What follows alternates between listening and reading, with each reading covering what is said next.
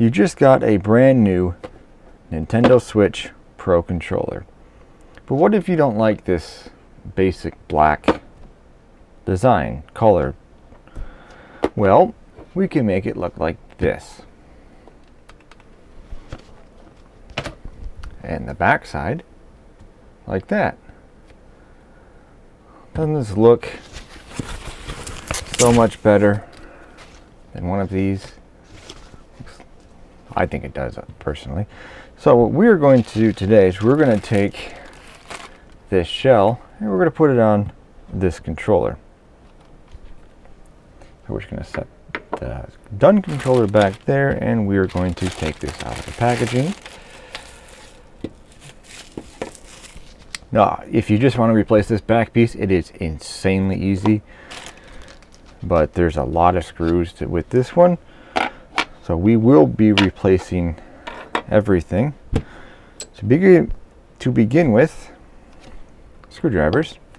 The easiest thing is there's 2 screws on the bottom. We're just going to take those screws out. The only difference in the screwdrivers is one has a smaller head on it, obviously for smaller screws, and then this one has a bigger head, and they literally just pull right off. They made it very simple. Single screw. And by doing that, that uncovers 4 additional screws. If you can see, 2 right here, 2 right here.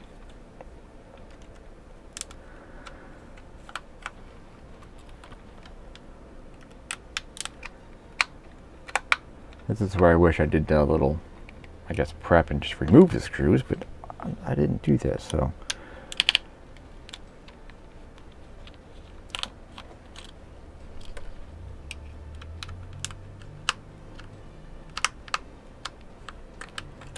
Okay, those 4 screws are out. Let's just put those off to the side up here. In the back, just literally put your finger right there, or your nail underneath that edge, and just pull it back. And I guess the other edge too. Okay, that's the back. How easy was that? So we don't need that. We're going to take the battery out just because, well, there's 2 screws back there. But next, that uncovers more screws by doing that. There are 1, 2, 3, 4, and then 5. I don't know if I need the big one or the little one. Let's go with the little one. See the size difference? It's just smaller tip.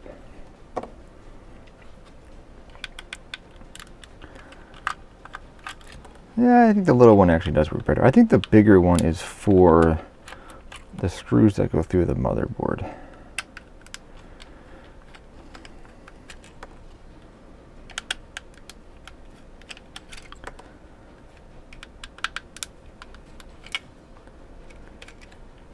Okay, 5 screws are out. Turn it back around. We're going to take, push on the thumbsticks and pull. And I guess wiggle a little bit too. You want to be careful not to go too far because there is a ribbon cable in here. So we got to flip this up. You see that white ribbon cable right there.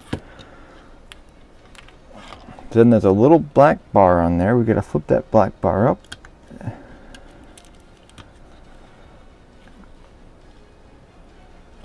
Pull it out, and then we're good.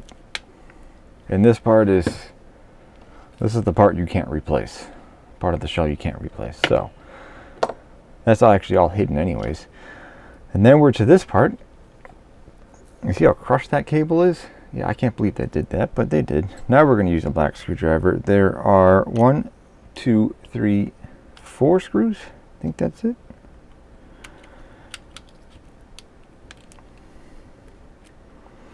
Now you be careful when taking this one out not to pinch the cable when you're taking the, not to hit it with a screwdriver, because obviously you break one of those little lines in there and the whole cable's junk. Oh, there is also another cable right here, that little black thing. You shouldn't have to worry about that too much if you take everything apart at once. I'll show you what I mean here in a little bit.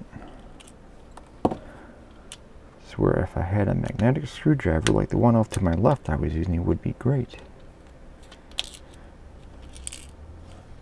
Okay, there's 4 screws right there. So basically we are just going to not lift this part up because we want everything to come up, including the motherboard.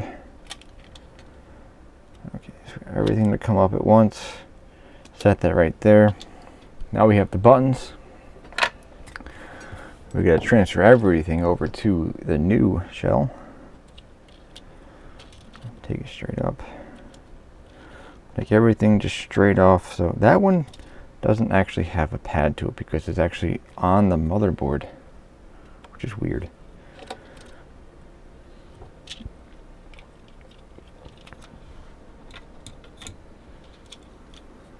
Where's my little pliers? These little tweezers work great. Sort of, I guess then. Okay, that one did not go in the greatest, but okay. Great, now I gotta turn it. Now I'll mess with that when I get this done. And this button, there's actually like a housing. There's the button itself, if I can grab it. The button itself, but then the housing around it. You gotta put that in first. And that, okay, that clicks in, so you might actually want to do that one first. It bounced this one out, which was already not in the right spot. Okay, now we gotta find the correct orientation for this little guy. Now it's just being a pain in the butt. You know, why can't this make everything like the D-pad? It's so easy. 4 buttons in one. I have to make sure this thing's in right.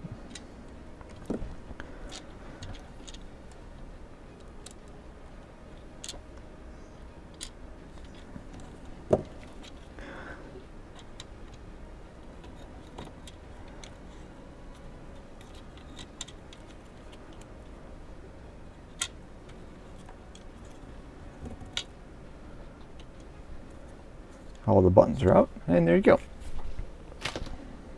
Don't need that anymore. Okay, make sure these are all in place. That button is not set down in there correctly. There we go. You just had to turn it. Okay, then put all the pads back on. This pad literally just sits on there. Just doesn't really seem like it clicks on. Okay.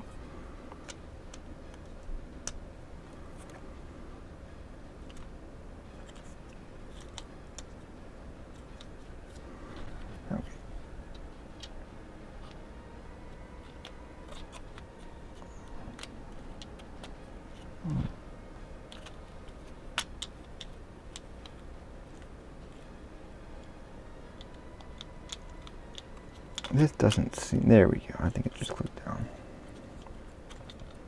Hold on. It's not going up all the way for some reason. Why is it not clicking up? There we go. Okay. A little more pressure on top did the trick.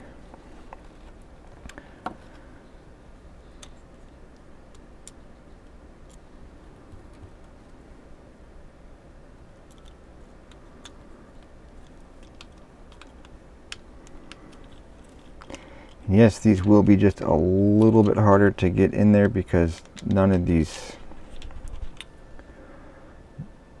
the holes are threaded. It has to click back up again.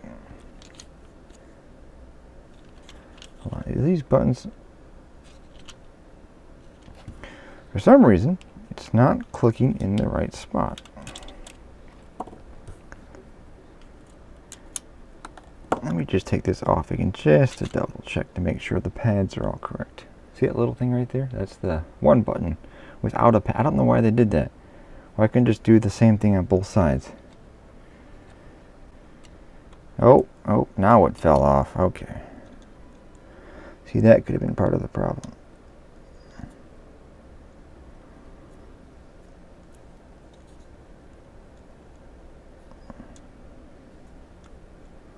We're just going to set that right there.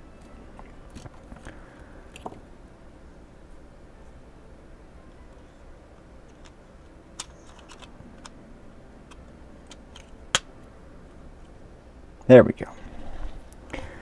That took a lot longer than it should have. Now you get to watch me put all the screws back in, which there are way too many of. But there's 2, then 4, then 5, then 4.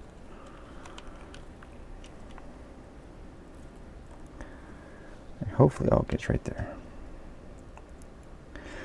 Actually, the trickiest part is to get this cable, this ribbon, connected back up.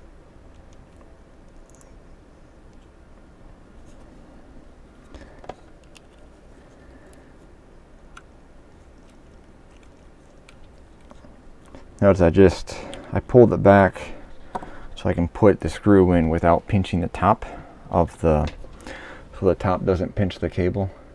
You see the cable actually goes over the head just a little bit on that. And now this part is done, so before we continue, we're just going to go through and just click all the buttons to make sure that they all work. These don't do anything because I didn't do anything with those, but now we get to put this back together. And it's only one way this can go. The blue side is up. And for some reason, usually there's a line on here. There's no line to tell you if it's, all the way in, like where it should be or not. I don't know why they did not put a line.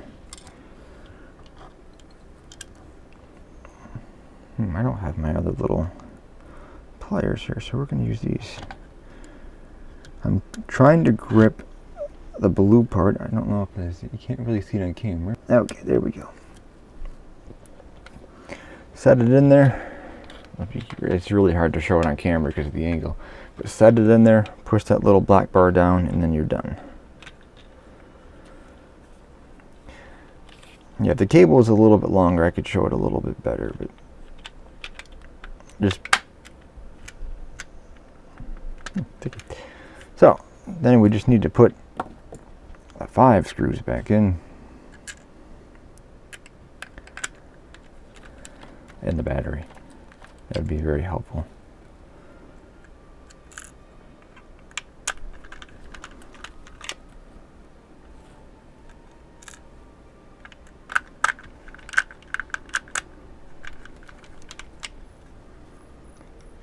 Five screws in the battery.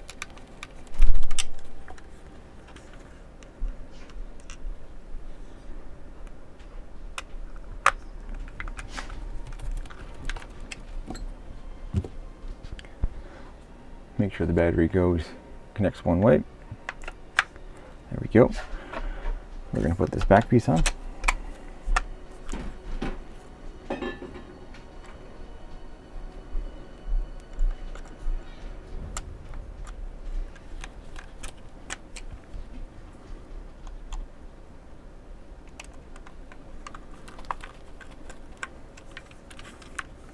Okay, we're just going to pretend I put the other 2 on.